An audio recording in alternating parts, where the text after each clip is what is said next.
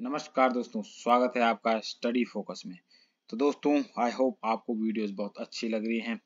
अगर दोस्तों वीडियो में कोई भी इम्प्रूवमेंट आपको लगता है कि करनी चाहिए या कोई एडिशन चीज़ें हमने डालनी चाहिए, तो आप बेशक से बेझिझक कमेंट कर सकते हो। तो इसी के साथ दोस्तों, स्टडी फोकस का जो मकसद था आपके लिए करंट अफेयर्स लाना, उसका एक पड़ाव अभी चल ही रहा है दोस्तों कि हमने डी जो DWM का हमारा जो कॉन्सेप्ट है वो चलता रहेगा। इसी के साथ दोस्तों, एग्जाम क्रैक करने के लिए एक स्ट्रेटजी बहुत जरूरी होनी चाहिए। जो स्टडी जो स्टडी का तरीका होता है या जो प्लान होना चाहिए वो आपके लिए स्टडी फोकस बनाकर लाया है।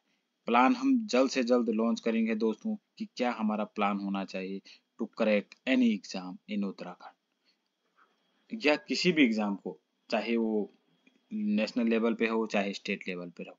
अगर हम बात करते हैं उत्तराखंड के, हमने क्या सोचा है दोस्तों, क्या प्लान हमारा क्या रहेगा, वो हम डीपली डिस्कस भी करेंगे जब हम वो प्लान लॉन्च करेंगे। बट आपको हम पहले से एक बार बता देते हैं कि प्लान क्या होगा हमारा। तो हमने क्या सोचा दोस्तों, जो हमारे प्रीवियस ईयर के क्वेश्चंस होंगे, आइदर वो UKSSC से हों या हमारे UKPCS से हों या हमारे ARO से हों, अपर ARO से हों या अपर पीसीएस हो या लोअर पीसीएस हो। तो दोस्तों, हमने क्या सोचा है कि जो हमारे टॉपिक वाइज, मतलब मैंने जब रिसर्च करी इस पे, तो जो हमारे टॉपिक वाइज हमारे को क्वेश्चंस कभी भी मिल नहीं पाते हैं एक कंसोलिडेटेड जगह पर, कि भाई हमने जैसे ज्योग्राफी करनी हो तो ज्योग्राफी के क्वेश्चंस पूरे मिल जाएं। तो उससे क्या होता है दोस्तों, एग्जाम को सॉल्व करने के लिए हमारे को सर्वप्रथम क्या करना पड़ता है, ऑब्जर्व करना पड़ता है कि इस एग्जाम में इस टॉपिक से या इस सब्जेक्ट से क्या पूछा जाता है। तो हमें सब्जेक्ट वाइज हमने क्या करने हैं, वो प्रीवियस ईयर के क्वेश्चंस लाने हैं आपके लिए, जो आपको आगामी एग्जाम में क्या करेगी, बहुत महत्वपूर्ण सहायता प्रदान करेगी। तो वो प्लान हम आपके लिए लेकर आएंगे जल्द से जल्द, आइदर इस हफ्ते में ले आएंगे या अगले हफ्ते के स्टार्टिंग में ले आएंगे, बट लाएंगे जरूर। वो क्या करेगी, आपको आगामी एग्जामों में बहुत हेल्प करेगी। तो आज का हम करंट अफेयर शुरू कर लेते हैं दोस्तों। 18 जनवरी, सभी को गुड मॉर्निंग। तो पहला जो टॉपिक है दोस्तों वो है pulling people out of poverty, यानी कि लोगों को पॉवर्टी से बाहर निकालना, यानी गरीबी से बाहर निकालना। तो जो ये रिपोर्ट तैयार की गई दोस्तों, वो हमारे नीति आयोग के द्वारा तैयार की गई है। नीति आयोग का जो नीति की फुल फॉर्म क्या होती है दोस्तों, आप कमेंट बॉक्स में लिखें, क्योंकि कॉमन सी बात है, अगर ये भी नहीं पता तो आपको बेसिक से आपको क्या करनी पड़ेगी, तैयारी शुरू करनी पड़ेगी दोस्तों।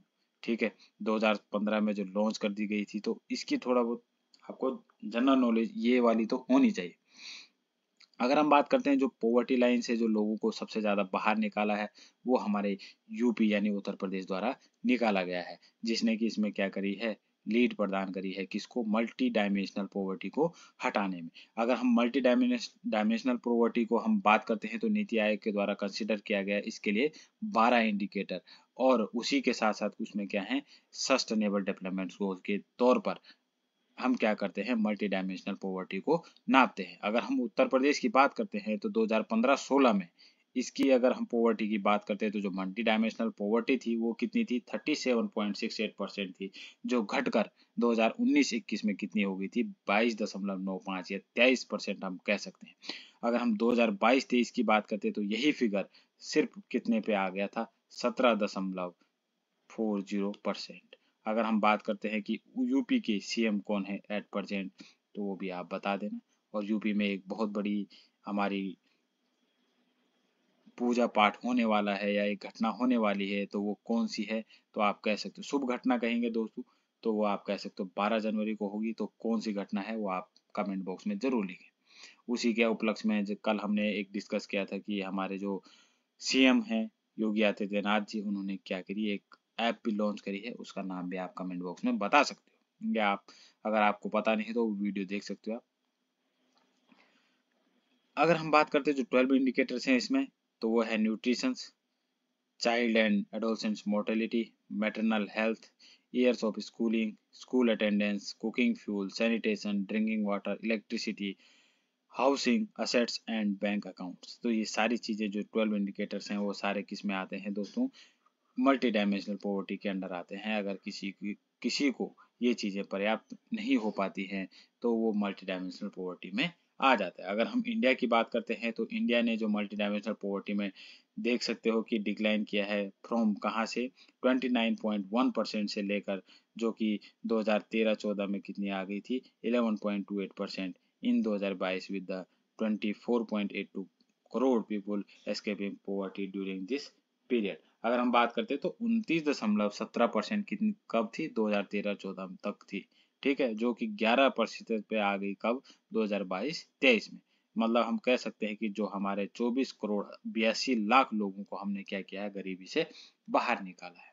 ये हिंदी में देख सकते हो दोस्तों, जो 12 इंडिकेटर्स है, पोषण, बाल और किशोर मृत्यु दर, मातृ स्वास्थ्य, अगर स्कूली शिक्षा की वर्ष, स्कूल में उपस्थिति, खाना पकाने का ईंधन, स्वच्छता, पीने का पानी, बिजली, आवास, संपत्ति और बैंक खाते। अगर हम देख सकते हैं बैंक खातों के लिए फाइनेंशियल इंक्लूजन निकाला गया, स्वच्छता के लिए देख सकते हो आपने कई स्कीमें निकाली है, स्वच्छ भारत अभियान, पीने का पानी, हर घर जल योजना वो सेंट्रल गवर्नमेंट के द्वारा निकाली गई है। अगर हम बिजली की बात करते हैं तो दिल्ली गवर्नमेंट ने भी फ्री बिजली की पहुंचाई है लोगों तक। पानी की भी अगर हम बात करते हैं, आवास की अगर हम बात करते हैं, हर घर 2022 तक जो था क्या था, हर एक का पक्का मकान बनाने का वादा था।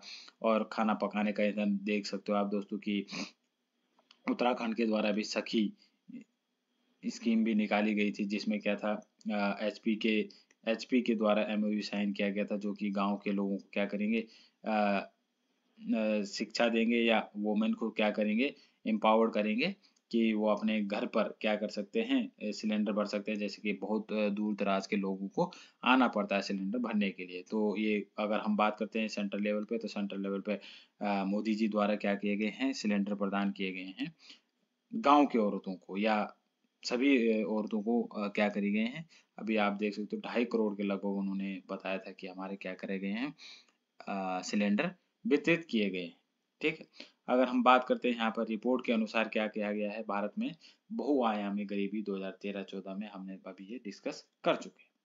अगर हम बात करते हैं यहाँ पर नीति आयोग की, आपको अपने नीति का फुल फॉर्म पूछा है कि क्या कह सकते हैं कि नेशनल, अगर हम बात करते हैं नेशनल, पहला वर्ड तो नेशनल है, इसका ट्रांसफॉर्मिंग भी आता है इसमें, इंस्टीट्यूशंस भी आता है। तो आप इसको मिलाकर कहिए कि क्या इसकी फुल फॉर्म हो सकती है। अगर हम बात करते हैं प्लानिंग कमीशन का नाम बदलकर 2015 में 1 जनवरी 2015, कई बार इसमें डेट भी पूछी जाती है दोस्तों, पूछी जा सकती नहीं, जबकि पूछी जाती है। नीति आयोग के नाम पर इसको चेंज कर दिया गया था, जिसका क्या मुख्य उद्देश्य था, बॉटम टू अप अप्रोच। यानी कि आज क्या होता है दोस्तों कि गांव में अगर कोई तालाब बनाना हो तो वो तालाब बनाएंगे, देन आप इन्फॉर्म करोगे ऊपर ब्लॉक लेवल पे या स्टेट लेवल पे, देन आपको क्या मिलेगा, उसका फंड मिलेगा। तो ये होता है बॉटम टू अप अप्रोच। पहले क्या होता था दोस्तों कि ऊपर से पैसा तो बांट देते थे नीचे, बट वहां तक पहुंच नहीं पाता, तो वो तालाब का क्या बन जाता था, एक गड्ढा सा बन जाता था। तो इतनी उस टाइम पे क्या होती थी, घुसाखोरी हो सकती थी दोस्तों, क्योंकि भाई पैसा जब पहुंच नहीं पा रहा तो हम तो उसको करप्शन ही कहेंगे। बट आज क्या होता है कि यहाँ पर बड़ा तालाब बना दिया जाता है, आइदर देखो दोस्तों, इसमें भी कमी है कि आइदर ये तालाब सही जगह पे बनाया गया है या नहीं बनाया गया है, इसकी इन्वेस्टिगेशन नहीं होती। यानी पैसा तो अभी भी क्या हो रहा है, खराब ही हो रहा है दोस्तों, ठीक है। तो ये चीजें अभी भी गवर्नमेंट को करनी चाहिए, ग्राउंड लेवल पे वर्क देखना चाहिए। यानी कि हमारे जो एडमिनिस्ट्रेटिव लेवल है, जो एडमिनिस्ट्रेटिव सेक्टर है, उस पर काम करना बहुत जरूरी है। अगर हम बात करते हैं एक्स ऑफिशियो जो चेयरमैन होता है इसका नीति आयोग का, वो कौन होता है, प्राइम मिनिस्टर ऑफ इंडिया होता है। यहाँ पर देख सकते हो दोस्तों, जो जो मल्टी डायमेंशनल पॉवर्टी का देख सकते हो कि 2005-6 में है, ये 2015-16 में है, और यहाँ पर देख सकते हो दोस्तों ये 2021 में है। तो यहाँ पर देख सकते हो जो नीले वाले हैं 2005-6 में है, तो यहाँ पर क्या है, मल्टी डायमेंशनल पॉवर्टी मैक्सिमम है। तो ये धीरे धीरे कम होती गई 2020-21 तक की, अगर हम ग्राफ की बात करते हैं। तो यहाँ पर देख सकते हो उत्तर प्रदेश, बिहार, मध्य प्रदेश एंड राजस्थान, जो इसने क्या किया है कि गरीबी हटाने में महत्वपूर्ण योगदान दिया है इस बार। अगर यहाँ पर देख सकते हो इंडिया का जो ग्राफ है पॉपुलेशन मल्टी डायमेंशनल पॉवर्टी का, 2005-6 में देख सकते हो आप, ग्राफ सबसे ऊंचा है, 2013-14 में बिल्कुल आधा हो गया। तो यानी 2005 से लेकर 2013-14 तक काफी काम किया गया, जो ये क्या हो गया, कम हो गया। 2015-16 में अगर ये 2 साल के बाद का डाटा है तो ये थोड़ा सा और कम हो गया था। 19-21 में ये यहाँ तक पहुंच गया था, और 2022-23 का देख सकते हो आप दोस्तों, काफी लोगों को हमने क्या कर दिया है, पॉवर्टी से बाहर निकाल दिया है। अगर हम बात करते हैं नीति आयोग की, नीति आयोग का कुछ इंपॉर्टेंट फैक्ट्स हैं उसके बारे में, कि जो उसका पहला जो वाइस प्रेसिडेंट था, यहाँ पर फर्स्ट आना चाहिए दोस्तों, या ओल्ड भी कह सकते हो, सबसे पुराना। तो जो पहला जो इसका चेयरमैन था, वाइस चेयरमैन था, वो था हमारा अरविंद पनगड़िया, जो कि 2015 से लेकर 2017 तक क्या रहे हैं, वाइस चेयरमैन रहे हैं किसके, नीति आयोग के। अगर हम बात करते हैं कि अभी जो वाइस चेयरमैन है, इसके चेयरपर्सन है जो इसके नीति आयोग के, वो है श्री सुमन बेरी फ्रॉम 1 मई 2022। अगर हम सॉरी, इससे पहले यानी कि जो बेरी साहब ने किसको अपने रिप्लेस किया है, तो उसका नाम आपने दोस्तों कमेंट बॉक्स में बताना है। कुमार साहब हैं कोई, आर कुमार, तो पूरा नाम आप बताइए। Who has become the new CEO of NITI Aayog, तो नीति आयोग का सीईओ कौन नया बना है, तो वो है दोस्तों सुब्रमण्यम एज इट्स सीईओ, जिसका नाम क्या है, BVR Subrahmanyam joined as the CEO of the NITI Aayog. ठीक है दोस्तों, ये टुडे नहीं है, ये 2022 में हो गए थे, 2023 में। यहाँ पर बात करते हैं दोस्तों अगली स्कीम का, मुख्यमंत्री महिला उद्यमिता अभियान। एम्पावरमेंट भी कह सकते हो दोस्तों, कि एम्पावर्ड किस तरीके से एम्पावर किया जा सकता है औरतों को, उसकी स्कीम है। तो ये हेमंत बिस्वा जो आसाम के CM हैं, उनके द्वारा, आसाम गवर्नमेंट के द्वारा क्या गई है, ये स्कीम लॉन्च करी गई है, जो कि क्या करेगी, फाइनेंशियल सपोर्ट करेगी किसका, वुमेन एम्पावरमेंट का, यानी वुमेन को एंटरप्रेन्योर बनाना है। अगर हम बात करते हैं इसकी जो ये स्कीम होगी, उसके लिए जो औरतें क्वालिफाई होंगी, उनके क्या कैटेगरी होनी चाहिए, या उनके लिए क्या क्वालिफिकेशन होनी चाहिए, जो उनके लिए क्या किया गया है दोस्तों, की चाइल्ड की लिमिटेशन होनी चाहिए, जो कि क्या करी गई है, जनरल एंड OBC की 3 चिल्ड्रन, ST एंड SC की 4 चिल्ड्रन, और मोरा एंड मोटोक एंड जो T ट्राइब्स है उसके 4 चिल्ड्रन की कैपेसिटी रखी गई है। अगर हम बात करते हैं एडिशनल जो कंडीशन होंगी, अगर किसी के घर में गर्ल है तो उसकी एजुकेशन जरूरी है। अगर वो अभी छोटी है और स्कूल नहीं जा रही है, तो उसका इन फ्यूचर का क्या होना चाहिए, उनके पास रजिस्ट्रेशन होना चाहिए या शपथ पत्र होना चाहिए कि हमने उसको स्कूल भेजना है। ट्री प्लांटेशन ड्राइव, जो कि सेंट्रल गवर्नमेंट के द्वारा अमृत वृक्ष आंदोलन जो चलाया गया है, उसके उपलक्ष्य में ट्री प्लांटेशन ड्राइव में भी इनको क्या होना चाहिए, भागीदार होना चाहिए। अगर हम बात करते हैं महिला उद्यमिता से संबंधित भारत की सरकार की क्या पहल है, यानी कि वुमेन एम्पावरमेंट के लिए भारत सरकार की क्या पहल है, तो यहाँ पर देख सकते हो आप दोस्तों कि पहला एकीकृत एक्सेस पोर्टल है, जो भारत के विभिन्न हिस्सों से महिलाओं को उनकी उद्यमिता आकांक्षाओं को साकार करने के लिए एक साथ लाता है। अगर हम बात करते हैं, यह नीति आयोग की एक पहल है। अगर हम बात करते हैं जो सेंट्रल गवर्नमेंट की बात है, उनकी क्या योजनाएं हैं वुमेन को एम्पावर करने के लिए, तो मुद्रा योजना है। मुद्रा योजना का क्या हो लक्ष्य है दोस्तों, की महिलाओं जो उद्यमी महिलाएं हैं, यानी कि व्यापारिक महिलाएं हैं, उनको अपना व्यवसाय शुरू करने का क्या करेगी, लोन प्रदान करती है मुद्रा योजना के तहत।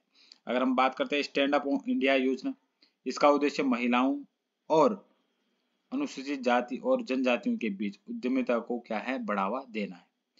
महिला कोयर योजना भी है, इसे कोयर क्षेत्र में महिला कारीगरों के सशक्तिकरण के लिए कोयर बोर्ड द्वारा लागू किया जा रहा है, जिसके उद्देश्य क्या है, ग्रामीण कारीगरों को स्वरोजगार के अवसर प्रदान करना है।